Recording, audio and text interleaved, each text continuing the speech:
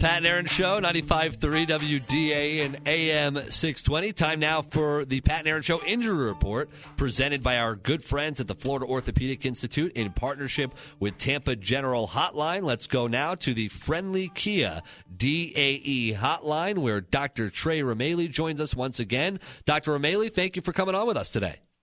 Of course, gentlemen. It's awesome being back on. I want to start with Josh Allen because we were talking about this a little bit earlier. He's dealing with his UCL injury. First, let's just talk about what the UCL injury is and how they vary. Yeah, so the UCL, commonly you hear it in baseball terms, is the Tommy John ligament. It's inside the elbow, and it gives some good stability for throwers, and so it's pretty important for quarterbacks and everything. And you know, it can run a gamut from an injury level of just a mild strain to a complete tear. And in throwers, if you have a tear, then it's a surgical situation, and then you're looking at about a year of rehab. But I think the word came out that his was a strain, and he's probably still questionable in day-to-day at this point. But most of that, you know, it kind of depends on what his exam is and truly what his function is. Can he tolerate throwing and things like that? And you know, after the injury happened, he stayed in the game and didn't miss any more snaps or anything. But it could keep him out of a few games depending on, you know, how severe it is through the week and things like that. So you know, it's pretty significant ligament for elbow stability for throwers, so definitely keep an eye on that. He dealt with a similar injury his rookie season. If you're seeing a patient and they have something like this, and it is something that has happened, even if it's been a couple of years, something they've had before, are you any more cautious? Do you handle the injury any differently because it's something that is a reoccurring thing for them? Well, you always keep it in mind, and you know, you look at truly comes down to what his exam is like and what his function is. And, you know, you'll use the imaging MRI to see exactly what the character of the ligament itself looks like. But most of his recovery and rehab, you know, what he's getting from the athletic trainers and everything, we'll watch his progress. And as long as he can function and can deal with it, usually it won't be too much of an issue if you're just dealing with a strain. Ezekiel Elliot for the Cowboys doctor has been dealing with a knee injury for a while now. He is expected to, they do expect him to go this Sunday and give it a go against Green Bay. How do you determine the extent of knee injuries, especially with a running back who's using his legs all the time?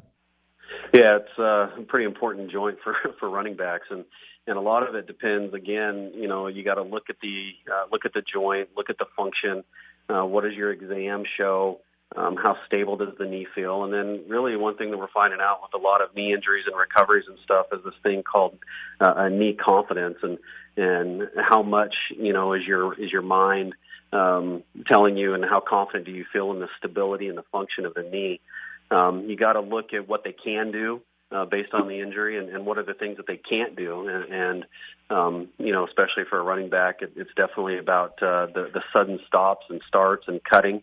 And you know, so you'll do some functional evaluations on him, and you know, look at what your exam is of the knee, and then, of course, using the imaging studies that people get, X-rays, and more importantly, the MRI. But a lot of it comes down to what is his functionability, what can he do, and how confident does he feel in what he's able to do.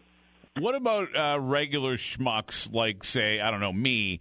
And if I have a knee that it's just been weird since I had it. I don't even know exactly what the injury, honestly. As a young person, I got hit by a car and then also got tackled weird playing football, like with my brothers.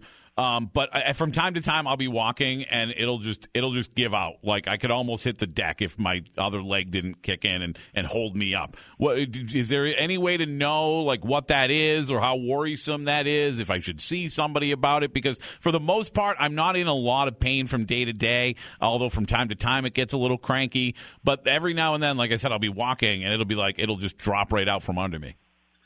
Yeah, those are the things that we get worried about a lot of times when patients just describe it, kind of gives out. And it can be anything from, you know, maybe a small meniscus tear that that can be symptomatic, or a cartilage injury, and even some early arthritis. Dare say that you have arthritis because I doubt you're that old, but I am. Again, it'll come down to what does our exam show, kind of what does the imaging look like, and those same questions that we would ask you: what are the things that you can do, and what are the things you can't do? So, if it's starting to give out on a more regular basis with just daily activities, it'd probably be worthwhile looking into to make sure there's not something structurally wrong that needs to be addressed to make it so you're not falling down all the time. Dr. Remaley, I don't know how we usually send you guys a list of some of the NFL injuries, and we go into that, but you all are so good at kind of going off the cusp here. How familiar are you with what happened with Edmonton Oilers forward Evander Kane against the Lightning the other day?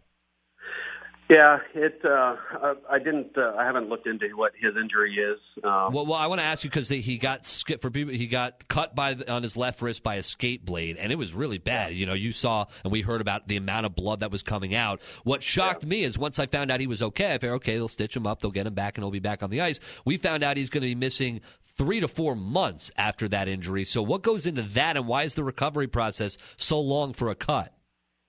Well, the first thing, you obviously got to get the blood stopped and bleeding stopped and get it controlled and look at. And so across the wrist, depending on where the cut was, obviously you've got the arteries and everything there, but more importantly too, or just as important, are the ligaments and the tendons for your fingers. And so if those got cut in any way, those would have to be repaired, and then going through the rehab and making sure they heal up can take a couple months for that.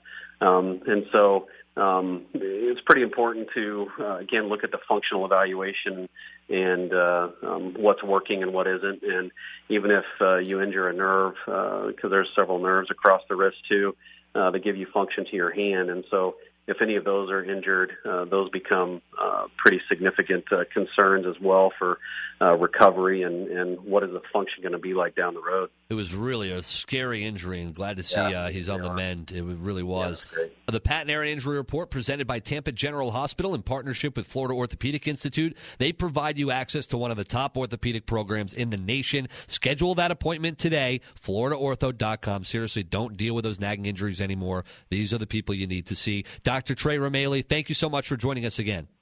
You bet, guys. You got to take care and stay safe out there. You as well. Thank you, Doc.